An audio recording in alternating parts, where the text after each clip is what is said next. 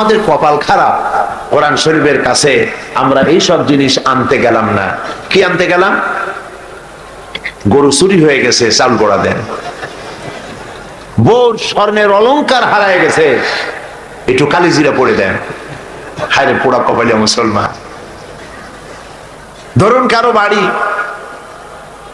মিষ্টি নদীর পাড় থেকে ৬-৭ মাইল দূরে, যখনই তার পিপাসা হয় সে তখন একটা গ্লাস হাতে করে নিয়ে যায়, আর ওখান থেকে 1 গ্লাস পানি 7 মাইল দূরে হাঁটিয়ে গিয়ে পানিটা নিয়ে ওই পানিটা খায়। আবার পিপাসা হয়, আবার পানি আনতে যায়। বেকুব, 1 গ্লাস পানি আনতে দরিয়ার কাছে কেন যাও?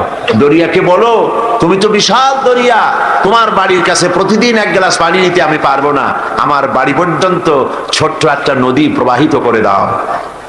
দরিয়া পারে না ছোট্ট আর একটা নদী দিতে? পানির অভাব তার? খাল দিতে পারে না?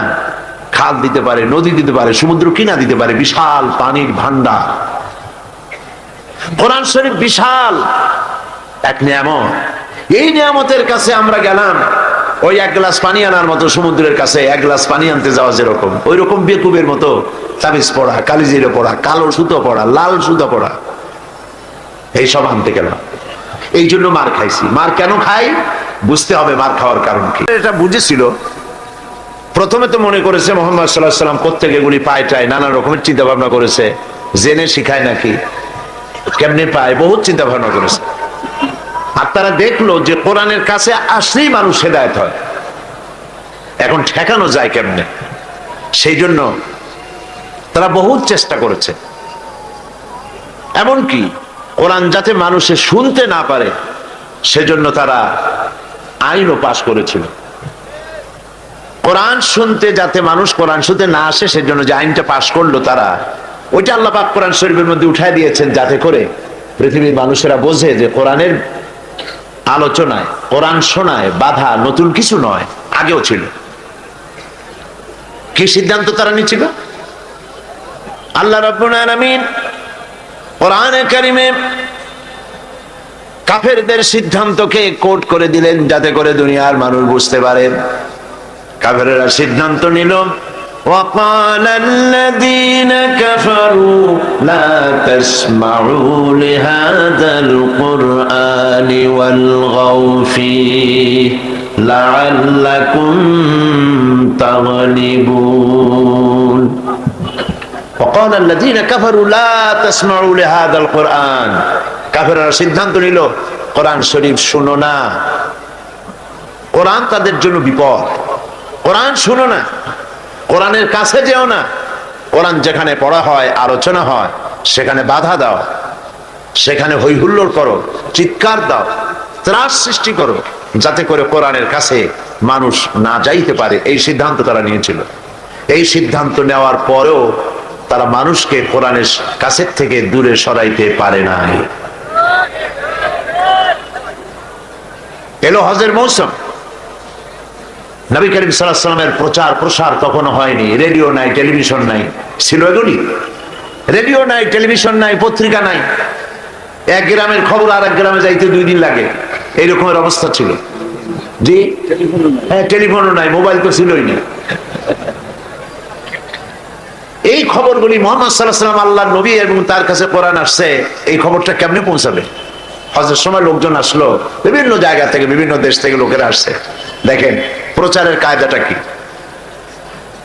আবু জাহল প্রত্যেক তাবুতে তাবুতে গিয়ে বলেছে, আমাদের এখানে একটা পাগল হয়েছে, জেনে ধরছে দেয়, নাম তার মুহাম্মদ, নাউযুবিল্লাহ। পাগল হয়েছে, জেনে ধরেছে। এই লোকটার কাছে কিন্তু যাবা না, এবং কি বলে তা শুনবাও না। মুহাম্মদ সাল্লাল্লাহু আলাইহি ওয়াসাল্লামের নাম রেডিও টেলিভিশন ছাড়াই ঘরে ঘরে আল্লাহ পৌঁছায় দিয়েছে। এখন এরা তো নাম জানতো না। পাগল দেখার একটা কিউরিসিটি তাদের মনের মধ্যে জাগলো, যে পাগল বলতেছে, আচ্ছা ঠিক আছে, পাগলটা কেমন দেখি। বলা হয়েছে, ওই যে দেখা যায় লোকটা কি যেন পড়তেছে, কাছে যাবা না, শুনবা না। সবাই কানে আঙ্গুল দিয়ে গেছে। নেতা বলেছে, শুনতে নিষেধ করেছে, শুনবো না। কিন্তু লোকটা, পাগলটা কেমন একটু দেখে আসে। যখন কাছে তারা গেছে, সুবহানাল্লাহ, চেহারা দেখে পাগল হয়ে গেছে। পাগলকে এইরকম সুন্দর চেহারা কি পাগলের হইতে পারে? নিশ্চয়ই পাগল নন। আমরাও তো দেখছি কত পাগল আমাদের দেশে আছে, মাথার চুলগুলো এলোমেলো থাকে, মোষ একটা একদিকে, দাড়ি আর একটা আরেকদিকে, জামা কাপড়ের কোনো পাত্তা থাকে না, এত সুন্দর চেহারা। নিশ্চয়ই পাগল নন। কি বলে শুনি না? কাঁধ থেকে আঙ্গুল বের করেছে। আল্লাহর নবী তেলাওয়াত করতেছিলেন, নবীজির তেলাওয়াত এদের কর্ণকুহর থেকে প্রবেশ করে হৃদয়ের গভীরে গিয়ে পৌঁছে গেল। আর কাফেররা বাইরের থেকে যারা এসেছিল, তারা তাদের নিজেদের অজান্তে মুখ থেকে বেরিয়ে গেল, লা ইলাহা ইল্লাল্লাহু মুহাম্মাদুর রাসূলুল্লাহ। কোরআনে কারীমের বাধা যত জিতে চাইল, কোরআন ততই উদ্ভাসিত হতে থাকলো। তাদেরকে আহলে কোরআন যেন আল্লাহ বানিয়ে দেন। আল্লাহ পাক আমাদের সকলকে যেন আহলে কোরআন বানান, কোরআন বোঝার তৌফিক দেন। কোরআনের সুপারিশ যেন কিয়ামতে আল্লাহ পাক আমাদের জন্য নসিব করে দেন। কোরআন হচ্ছে বিশ্ব মানবতার জন্য সর্বশেষ হেদায়েতের কিতাব। আল্লাহর পক্ষ থেকে মানুষের জন্য আর কোনো কথা আসবে না, যা বলার সব আল্লাহ বলে দিয়েছেন।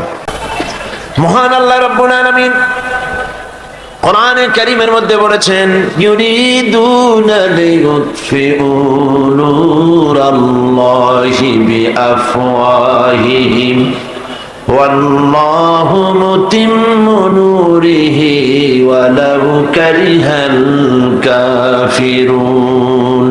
ওরা চায় মুখের ফু দিয়ে, কাফিররা চায় মুখের ফু দিয়ে আমার আলোকে, আমার দ্বীনকে নির্বাপিত করে দেবে, মিটায় দেবে দুনিয়া থেকে। আল্লাহ পাক বলেন, আমি আমার দ্বীনকে, আমার নূরকে পূর্ণতা দান করব, তাতে কাফের বেঈমানদের মনের মধ্যে যত অসহনীয় হোক।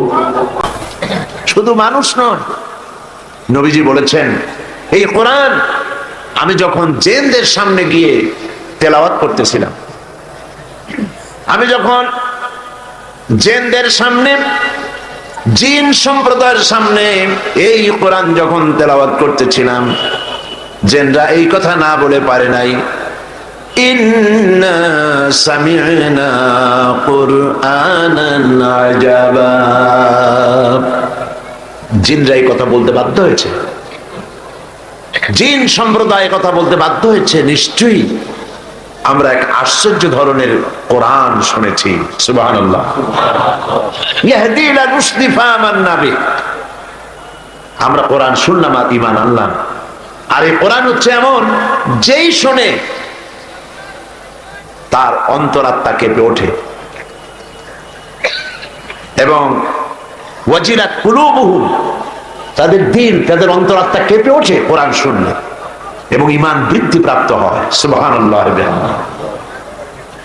জিনরা যখন, জিন সম্প্রদায় আল্লাহ রাব্বুল আলামিনের নবীর মুখে যখন কোরআনে কারীমের তেলাওয়াত যখন শুনেছে, তখন তারা পড়েছে, একযোগে পড়েছে, লা ইলাহা ইল্লাল্লাহু মুহাম্মাদুর রাসূলুল্লাহ। তারা কোরআনের কাছে এসেছে, মুসলমান হয়ে গিয়েছে। মূল কথা হচ্ছে, কোরআন শরীফ এসেছে হেদায়েতের জন্য, মানুষকে সঠিক রাস্তা দেখাবার জন্য। এই কোরআন যারা মানবে, দুনিয়াও শান্তি পাবে, আখিরাতেও শান্তি পাবে, মুক্তি পাবে জাহান্নাম থেকে। আল্লাহ পাক কোরআনে কারীমের মধ্যে বলেছেন, ফামান তাবিআ হুদায়া ফালা খাউফুন আলাইহিম ওয়ালা হুম ইয়াহজানুন। এই কোরআনের অনুসরণ যারা করবে, এই কোরআনের আনুগত্য করে যারা চলবে, তাদের কোনো ভয় নাই, তাদের কোনো চিন্তাও নাই। আল্লাহ পাকের গ্যারান্টি। কোরআন মেনে চলো, কোরআনকে, কোরআনের আনুগত্য করো, কোরআন বোঝো এবং কোরআনের উপরে জীবন চালাও। সব আছে কোরআন শরীফে। কি নাই? আপনার কোন জিনিস প্রয়োজন জীবন চালাতে আর কোরআনে নাই, সেটা বলুন। আপনি, আপনার যা প্রয়োজন সব এখানে আল্লাহ পাক বলে দিয়েছেন। তিবিয়ানান লিকুল্লি শাই, খুলে খুলে সমস্ত বিষয়গুলি আল্লাহ পাক কোরআনে কারীমের মধ্যে বর্ণনা করে দিয়েছেন। প্রতিবেশীর হক, স্ত্রীর হক, মা বাপের হক, রাষ্ট্রের হক, রাষ্ট্র পরিচালনা কিভাবে করবেন, যুদ্ধ কিভাবে করবেন, কার সাথে করবেন, কার সাথে করবেন না, কার সাথে সন্ধি করবেন, কার সাথে চুক্তি করবেন, আপনার সম্পদ বন্টন মরে যাওয়ার পর কেমনে হবে। রব্বানা যালামনা আনফুসানা ওয়া ইন লাম তাগফির লানা ওয়া তারহামনা লানাকুনান্না মিনাল খাসিরিন। আল্লাহ তাআলা এই বিশাল জনসমুদ্র নিয়ে তোমার দরবারে সিলেটের মাদ্রাসা ময়দান থেকে হাত তুলেছি, মেহেরবানি করে দুরূদ ও সালাম টুকুন সোনার মদিনায় নবী পাকের রওজা মোবারকে পৌঁছে দাও। तमाम পৃথিবীর মাটির নিচে যত মুমিন মুমিনাত শুয়ে আছেন তাদের আরওয়ার পরে সওয়াব পৌঁছিয়ে দাও রব্বুল আলামিন। এই মাহফিলের আয়োজন যারা করেছেন আর শোনার জন্য যারা এসেছেন, কিয়ামতের দিন মুসিবতের সময় এই মাহফিল আমাদের সকলের জন্য নাজাতের ওসিলা বানিয়ে দাও আল্লাহ। ইয়া রব करम तू अगर करे वो बात दे जुबान को जो दिल पर असर करे। रब्बना तक़ब्बल मिन्ना इन्नका अंतस समीउल अलीम व तुब अलैना इन्नका अंतत तव्वाबुर रहीम। सुब्हान रब्बिका रब्बिल इज्जति अम्मा यसिफून व सलामुन अलल मुरसलीन वल्हम्दुलिल्लाहि रब्बिल आलमीन। मिनश शैतानिर रजीम। बिस्मिल्लाहिर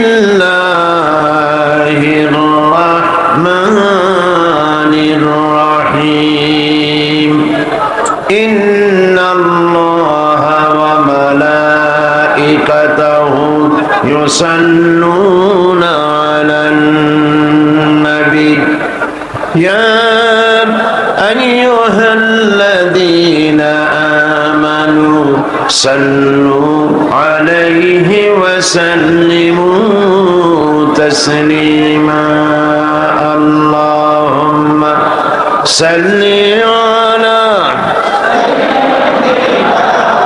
मौलाना मुहम्मद व अला आलि सय्यिदिना मौलाना मुहम्मद। मोहब्बतेर साथे जोरे सोरे जबान छेड़े दिए सबाई पड़े अल्लाहुम्मा सल्ली अला मौलाना मुहम्मद व अला आलि सय्यिदिना मौलाना